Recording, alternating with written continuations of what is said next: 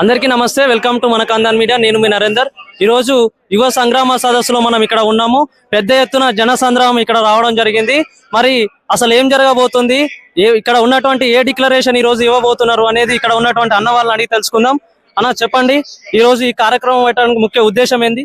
ఈ రోజు ఈ కార్యక్రమం ముఖ్య ఉద్దేశం ఏంటంటే 2023 ఎన్నికల ప్రచారంలో భాగంగా కాంగ్రెస్ ప్రభుత్వం, ఇప్పుడున్నటువంటి కాంగ్రెస్ ప్రభుత్వం ఇక్కడ ఎన్నికల్లో ప్రచారంగా భాగంగా అప్పుడున్నటువంటి కేంద్రంలో ఉన్నటువంటి రాహుల్ గాంధీని, ప్రియాంక గాంధీని ఈ స్టేడియంలోకి తెచ్చి యువకులందరూ కూడా పెద్ద ఎత్తున గ్యాదర్ చేసి ఆ రోజు ఒక డిక్లరేషన్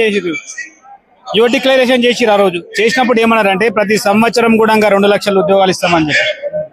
తెలంగాణ రాష్ట్రంలో మా ప్రభుత్వం వస్తే, కాంగ్రెస్ ప్రభుత్వం వస్తే 2 లక్షల ఉద్యోగాలు ఇస్తామని చెప్పారు. కానీ ఇప్పటి వరకు కూడా ఒక ఉద్యోగం వేయలేరాలు. కేవలం 3 సంవత్సరాల నుంచి 7,000 ఉద్యోగాలు మాత్రమే ఇచ్చారు. కాబట్టి ఈ రోజు పెద్ద ఎత్తున యువకులందరూ కూడా కాంగ్రెస్ ప్రభుత్వంపై వ్యతిరేకత ఉన్నారు. యువకులతో పాటు యువతలు వాళ్ళకు కూడా అనేక హామీలు ఇచ్చిండు ఆ రోజు.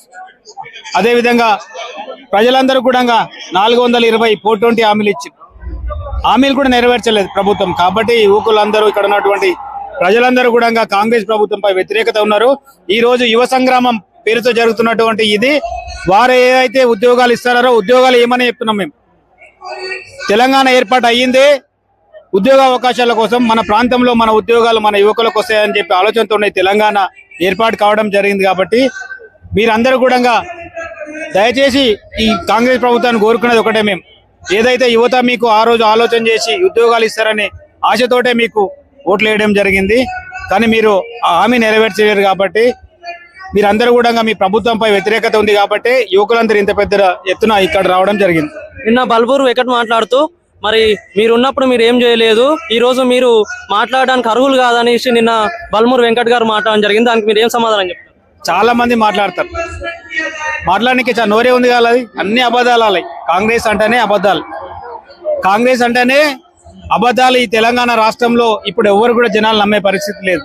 మీరు చెప్పండి, ఎన్ని ఉద్యోగాలు ఇచ్చారు? మీరే చెప్పండి, ఎన్ని ఉద్యోగాలు ఇచ్చారు? 2014 నుంచి 23 వరకు కేసీఆర్ గారు ఎన్ని ఉద్యోగాలు ఇచ్చారు? మీరు 2023 వచ్చిన తర్వాత మీరు ఎన్ని ఉద్యోగాలు ఇచ్చినా తెలిసిపోతుంది కదా.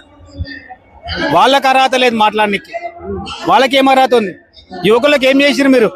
ఇక్కడ ఉన్నటువంటి సమాజానికి ఏం చేసిరు మీరు? తెలంగాణ అంటే సుభిక్షంగా ఉన్నటువంటి తెలంగాణను ఈరోజు అప్లపాలు చేసింది మీరు కదా, మీరే కదా. ఉద్యోగాలు ఇవ్వలేరు మీరు, ఇచ్చిన హామీలు ఇవ్వలేదు, తులం బంగారం ఇవ్వలేరు, రైతు బీమా లేదు, రైతు బంధు లేదు, ఏది లేదు. అన్ని దొంగ హామీలు ఇచ్చారు. ఈ రోజు గద్దెనెక్కి కూర్చుని అన్ని అబద్ధాలు. ఇప్పటికి కూడా నోరు తెరిస్తే అబద్ధాలు. రేవంత్ రెడ్డి గారిది అబద్ధాలే, కాంగ్రెస్ పార్టీది అబద్ధాలే. అబద్ధాలు అంటే అడ్రస్ కాంగ్రెస్ పార్టీ. వాళ్ళు మాట్లాడే అర్హత లేదు, మేము ఎందుకు మాట్లాడొద్దు? మరి ఈ సభ నుంచి మీరు ఏమి హామీ ఇవ్వబోతున్నారు, అసలు ఏం సపోర్ట్ ఇవ్వబోతున్నారు వాళ్ళకి, నిరుద్యోగులు ఎవరైతే ఉన్నారో వాళ్ళకి? ఒక్కటే, నిరుద్యోగులకు మేమిచ్చే హామీ కాదు, వాళ్ళే అనుకుంటారు.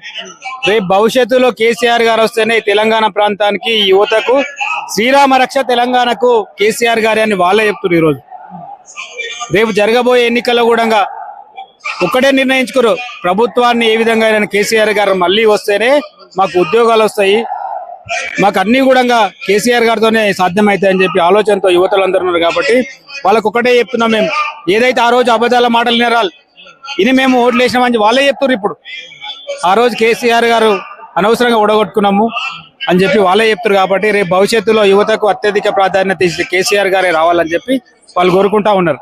మరి ఇక్కడ 7,000 ఉద్యోగాలే ఇస్తామన్నారు. కాకపోతే వాళ్ళు 7,000 ఉద్యోగాలు వద్దు, 19,000 ఉద్యోగాలు పోస్టులు కావాలని వీళ్ళు అడుగుతా ఉన్నారు. మరి అది ఇస్తారా కాదా? ఫైనాన్షియల్ గా మాకు 7,000 ఉద్యోగాలకే ఉన్నాయని అంటున్నారు. మరి దానికి మీ సమాధానం ఏంటి? వాళ్ళు చెప్పాలి సమాధానం. 7,000 19,000 ఉద్యోగాలు అని చెప్పి వాళ్ళే చెప్పారు.